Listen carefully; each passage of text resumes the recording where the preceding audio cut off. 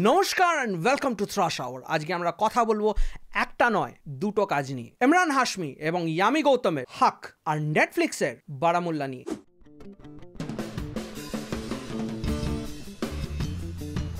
এবার এই দুটো কাজকে নিয়ে একটাই ভিডিওতে কেন কথা বলছি সেটার প্রধানত দুটো কারণ। এক, ইন্ডিভিজুয়ালি ভিডিও করলে খুবই ছোট দুটো ভিডিও হতো, এবং কোথাও থিম্যাটিক্যালি এই দুটো কাজ একই থ্রেডে বাঁধা। তো চলুন প্রথমে হাককে নিয়ে কথা বলা যায়। হাক এসেনশিয়ালি একটা কোর্টরুম ড্রামা, এবং এর main star of the show Yami ইয়ামি গৌতমের পারফরমেন্স।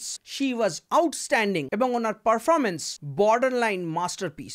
আমি কয়েকটা ফিল্মসে ডেড এয়ার এর কথা বলি, যেরকম ধরুন অনুসন্ধানে আমি এক্সপ্লেন করেছি যে ডেড এয়ার আর ইনার কনফ্লিক্ট এই দুটোর মধ্যে ডিফারেন্স কিন্তু একটা থিন লাইনের, এবং হাক দেখলে আপনারা বুঝতে পারবেন যে এই ডেড এয়ারকে কিভাবে ক্রিটিক্যাল মোমেন্ট করে তুলতে হয় থ্রু পারফরমেন্স। হ্যাঁ, ইমরান হাশমিও ভালো পারফর্ম করেছেন, কিন্তু first to last Yami Gautam পুরো ফিল্মটাকে ধরে রেখেছিলেন। হ্যাঁ, এই ফিল্মটা এক্স্যাক্টলি ডকুমেন্টারি স্টাইল হয়নি, এবং এটা পুরোপুরি সিনেম্যাটিকও নয়। সিনেম্যাটিক নয় তার কারণ হচ্ছে এর সিনেমাটোগ্রাফি একটু র অ্যান্ড আনফিল্টার্ড, মানে ফ্রেম কম্পোজিশন খুবই বিউটিফুলি করা হয়নি, বা লাইটিং অ্যান্ড শ্যাডোজ নিয়ে বিশাল খেলা হয়েছে এরকমও নয়। সিনেমার ফার্স্ট হাফ পুরোপুরি set up and second half pay off. First half মোটামুটি family drama and second half courtroom drama. ওই যে বললাম এই ফিল্মটা ডকুমেন্টারি স্টাইল হিসেবে পুরোপুরি ওয়ার্ক করে না, সেটার মেন কারণ হচ্ছে এর কোর্টরুম ড্রামাটা ফ্যাকচুয়ালি সেট নয়। এর কোর্টরুম ড্রামাটা মোটামুটি 100% ইমোশনাল এবং সেন্টিমেন্টাল ভ্যালুর ওপর বেস করা। আপনারা যদি এটা এক্সপেক্ট করে দেখতে চান যে এখানে একটা কোর্টরুম ড্রামাতে টাগ অফ ওয়ার হবে with facts and clues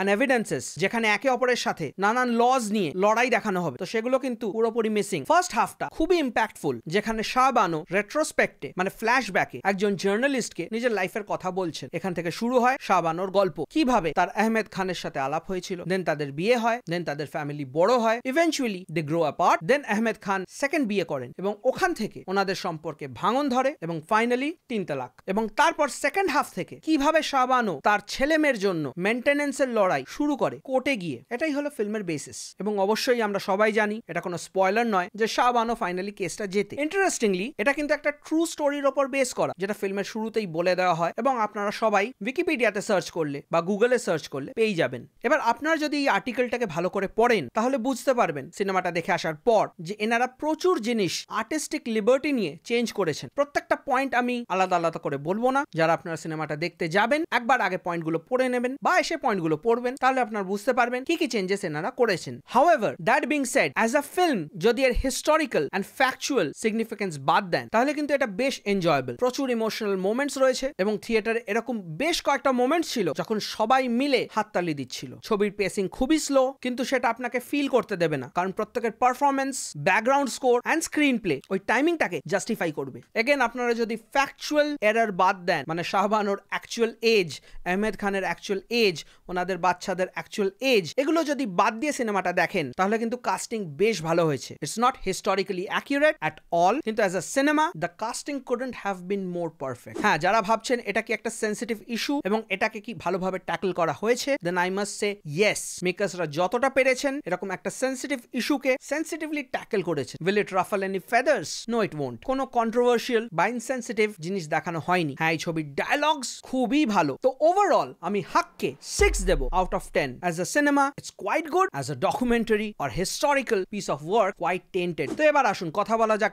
Baramulla নিয়ে। বারামুল্লা নেটফ্লিক্সে রিলিজ হওয়া একটা ওটিটি ফিল্ম, এবং এটা একটা super natural mystery thriller. Honestly ছবিটা দেখতে গিয়ে আমি কোনো এক্সপেকটেশন রাখিনি, এবং এই হাক দেখে আসার পর আমি মোটামুটি রাত্রির 3টের পর বারামুল্লা দেখেছি, and trust me, my mind was blown. এটা সিরিয়াসলি হলিউড লেভেলের কাজ। হ্যাঁ, কিছু মিস্টেক্স আছে, কিছু ফ্লজ আছে, সেটা নিয়ে আমি কথা বলছি, কিন্তু আগে পজিটিভস গুলো বলে নি। টপ টিয়ার পারফরমেন্স, প্রত্যেকটা অ্যাক্টর ন্যাচারালি পারফর্ম করেছে। They were completely in their comfort zone. গোটা সিনেমাটা একটা অ্যাম্বিয়েন্স বিল্ড করে রাখে, এবং আমার এটা মনে হয় এটা অ্যাকচুয়ালি ওটিটি রিলিজ শুধু ডিজার্ভ করে না, it should have been a theatrical release. কয়েক মাস আগে একটা ফিল্ম এসেছিল ওয়েপন্স, এবং ওয়েপন্স নিয়ে আমি খুবই ডিসঅ্যাপয়েন্টেড ছিলাম, এবং বিশ্বাস করুন এই ছবিটা দেখে আমার মনে হয়েছে যে ওয়েপন্সের এরকম হওয়া উচিত ছিল। At one point till interval this film becomes simply outstanding, but ইন্টারভেলের পর অর রাদার মিড পয়েন্টের পর এই ফিল্মটা একটু খেই হারিয়ে ফেলে। মানে it wants to become so many things, it kind of fails. আমি ছবিটা দেখতে দেখতেই ভাবছিলাম যে horror or rather supernatural mystery and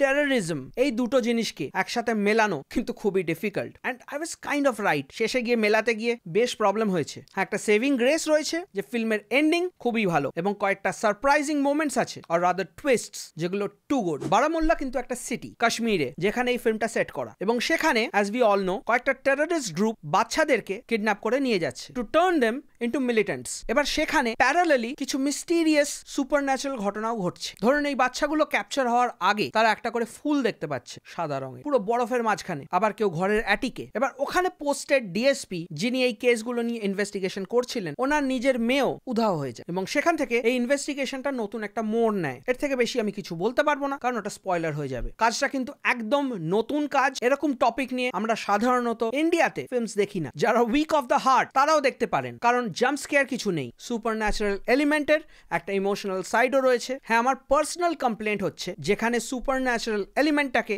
reveal করা হলো যেভাবে করা হলো সেটা আমার পার্সোনালি খুবই অ্যামেচারিশ লেগেছে, but that's my personal opinion, আপনাদের ভালো লাগতেই পারে। এই ছবিটা কিন্তু ডেডিকেটেড টু দ্য কাশ্মীরি পান্ডিটস, এবং এটাও কোনোভাবেই কোনো ইনসেনসিটিভ ইস্যু নিয়ে ডিল করে না। তো এটাও যে কোনো সেগমেন্টের, যে কোনো রিলিজিয়নের, যে কোনো কাস্টের লোক দেখতে পারেন, সবার ভালো লাগবে যদি সিনেমাটা ভালো লাগে অফকোর্স। তো ওভারঅল আমি বারামুল্লাকে 6.5 দেবো আউট অফ 10। খুবই ফ্রেশ পিস অফ ওয়ার্ক, একটু মন দিয়ে দেখলে বেশ ভালোই লাগবে। তো আশা করি এই ভিডিওটা আপনাদের ভালো লেগেছে। যদি ভালো লেগে থাকে তাহলে একটা লাইক, শেয়ার আর সাবস্ক্রাইব করে দেবেন। আপনাদের কোনো মতামত, সাজেশন বা ওপিনিয়ন থাকলে কমেন্ট সেকশনে নিশ্চয়ই জানাবেন। You can always connect with me on my Instagram account. You are watching Thrash Hour. আমি আপনাদের হোস্ট টম থ্রাশ, এবং দেখা হচ্ছে পরের ভিডিওতে।